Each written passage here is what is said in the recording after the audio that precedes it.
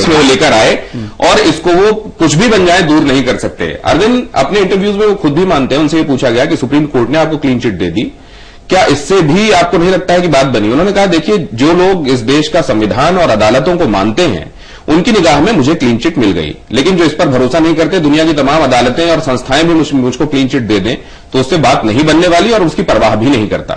क्या इस बैगेज की परवाह मोदी को है, या फिर उनको ये लगता है ये बैगेज ही असल में उनके लिए ठीक है? एसेट है। देखिए, ये बैगेज अपोजिशन के लिए सबसे पोटेंट इंस्ट्रूमेंट है और उसी तरह उसको यूज कर रहा है। लेकिन अगर इसके बियॉन्ड देखें तो ये हिंदुस्तान का इलेक्शन है, ये सत्ता की लड़ाई है। स्टेक्स बहुत ज्यादा है। हिंदुस्तान की अर्थव्यवस्था दुनिया की बड़ी अर्थव्यवस्थाओं में है, इतना बड़ा देश है, इसमें पावर कैप्चर करने की कोशिश है। और जब आपको ये मौका हाथ से निकलते दिख रहा है, लग रहा है कि एक पार्टी ने लीड ले ली, तो सभी पार्टीज में, विशेष रूप से कांग्रेस में और दूसरी पार्टीज में एक नर्वसनेस आती है। ये पहला सच है। दूसरा सच है, इसमें मीडिया ने भी वो adding fuel to the fire किया है। जितने सर्वेज आए जो खासतौर पे डिफरेंट चैनल्स में दिखाए, वो सर्वे ऑलरेडी दिखाने लगे कि मोदी आगे हो गए। पहले 230 सीट हो गई, फिर 272 सीट हो गई, अब शायद 300 सीट हो जाएगी। इसने उस नर्वसनेस को बहुत बढ़ा दिया और मुझे लग रहा है कि इतने बड़े स्टेक्स के चलते और सब चीज हाथ से अगर निकल जाए इलेक्शन होने से पहले ही, तो एक फिनोमिनल नर्वसनेस आई और उसी का परिणाम है कि जो डिस्कोर्स का स्तर है वो गिरता चला गया। अरविंद, एक फिल्म में भी इस्तेमाल हुआ है, वैसे पॉल कॉलो की किताब का वो है कि अगर कोई चीज आप पाना चाहें तो पूरा यूनिवर्स शिद्दत से उसको अचीव करने के लिए लग जाता है। बद्री, ये तो सब मतलब मीडिया भी मोदी को बना रहा है, ऑपोजिशन जो कर रही है उससे भी मोदी और उभर कर आ रहे हैं, बैगेज भी एसेट हो गया, सब कुछ चीजें मोदी के पक्ष में ही जाती हुई नजर आ रही हैं। नहीं, देखिए, एक बात जो इसमें हम लोग मिस कर रहे हैं इस पूरे विमर्श में, वो है कि आरएसएस की भूमिका, मोदी को सेंटर स्टेज में लाने में आरएसएस जिस तरह से लगी हुई है, भागवत की जो पूरी पुराण है, उस पुराण के केंद्र में का नायक जो है वो मोदी है और आरएसएस उनकी इमेज को कल्टीवेट करने के लिए काम कर रही है। लेकिन ये जो भी बात हो रही थी ना, बोया पेड़ बबूल का आम कहां से होए, उनको आम भी नहीं चाहिए, उनको बबूल ही चाहिए, क्योंकि बबूल से ही वो अपनी राजनीति करना चाहते हैं। देखिए, अभी अमित शाह छूटे हैं अभी इलेक्शन कमीशन के उससे, और कल गाजीपुर में उन्होंने भाषण दिया है, क्या बोला है, माई का लाल नहीं रोक सकता। ये जो माई का लाल की भाषा है, ये भाषा मोदी जी भी बोलते हैं, 56 इंच का सीना, वीर रस की भाषा, सामंती भाषा, और यही भाषा अमित शाह बोल रहे हैं। कल का भाषण है माई का लाल। जब आप माई का लाल शब्द का इस्तेमाल करेंगे तो ईस्टर्न यूपी, बिहार में आपको प्रतिकार उसी तरह की भाषा से मिलेगा। तो मुझे लगता है ये जान करके इस तरह की भाषा एक उत्तेजना पैदा करने के लिए, एक पोलराइजेशन के लिए मोदी और उनके लोग कर रहे हैं। अमित शाह की सबसे बड़ी सफलता उनकी ये भाषा है, जिस भाषा पर पोलराइजेशन ये भाषा, और ये कहा जा रहा है कि बबूल ही वो चाहते हैं। फिर ऐसे में जो अलका जी कह रही थी कि कुदरत आपको वो देने के लिए कंस्पायर करने लगती है अगर आप पूरी शिद्दत से किसी बात को चाहते हैं, एल्केमिस्ट वाली जो बात है, ये वाकई बाय डिफॉल्ट है या ये बाय डिजाइन है और मोदी ने डिजाइन किया है खुद के लिए? देखिए, मोदी जी बहुत कुशल कलाकार हैं, बहुत कुशल नेता हैं, लेकिन मुझे नहीं लगता कि उनके कंट्रोल में इतनी सारी चीजें हैं। वो एक मौका देख के और उस मौके के अनुरूप अपने आप को ढाल रहे हैं। कोई भी राजनेता जो कुशल राजनेता होगा वो यही करेगा।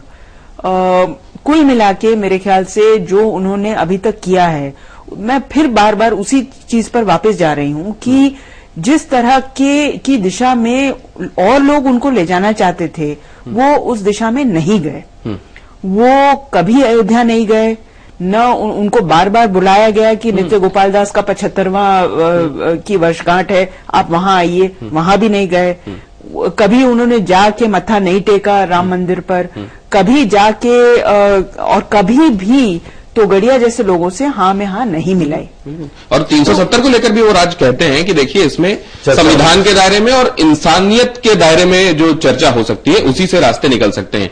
सबका साथ सबका विकास की बातें कर रहे हैं। क्या मोदी भी अपनी इमेज में एक सप्रयास, एक शिफ्ट लाने की कोशिश कर रहे हैं? देखिए, ऐसा है कि एक बहुत सिंपल सा प्रिंसिपल है मार्केटिंग का, वो ये है कि आपने प्रोडक्ट लॉन्च किया, आपने कुछ मार्केट कैप्चर किया, अब आप उतने ही मार्केट पे सीमित तो होकर नहीं रह जाएंगे।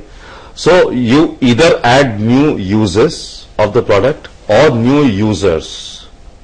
तो तो ये जो स्ट्रैटेजी है सबका साथ सबका विकास, ये क्लासिकल मार्केटिंग थ्योरी है कि आप न्यू यूजर्स और न्यू यूजर्स ऐड कर रहे हैं।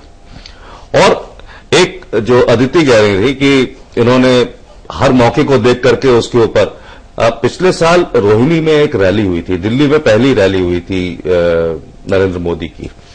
उसमें उन्होंने जो एक रोज पहले नवाज शरीफ ने एक टीवी जर्नलिस्ट को इंटरव्यू के दौरान मनमोहन सिंह को देहाती औरत कहा था, उसके ऊपर उन्होंने बड़ी जबरदस्त आपत्ति जताई। और जिसने भी सुना, बहुत सारे लोगों का मत यह था कि ये आदमी अगर भारत की बात है तो अपने विरोधी का भी पक्ष ले लेगा।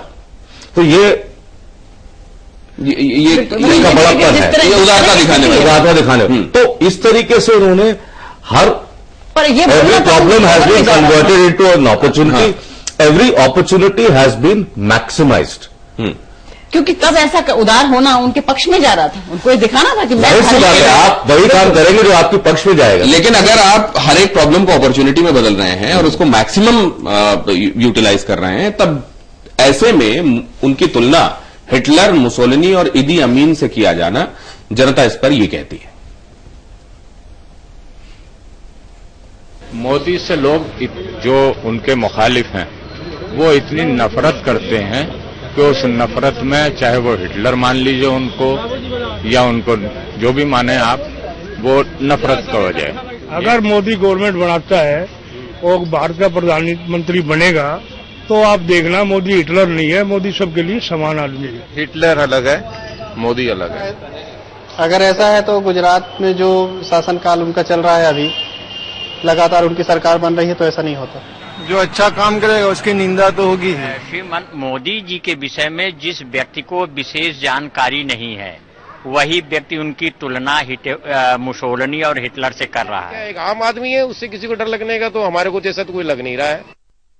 और ये मोदी की तुलना इन नामों के साथ या इस तरीके के दूसरे हमले, क्या यही मोदी को सेंटर स्टेज में लाते जा रहे हैं? और जब ये कहा जा रहा है कि मुद्दे गायब हो रहे हैं, सिर्फ मोदी की चर्चा हो रही है, तो क्या वो लोग जो मोदी की चर्चा सकारात्मक ढंग से कर रहे हैं, क्या वो मोदी के ही नाम में विकास, भ्रष्टाचार से आजादी, बेरोजगारी दूर करने वाला मसीहा, क्या ये सब भी देख रहे हैं? क्या इसीलिए मोदी कहते ही असल में उनको एक पेनेशिया नजर आ रहा है? एक छोटे से ब्रेक के बाद हाजिर होता है।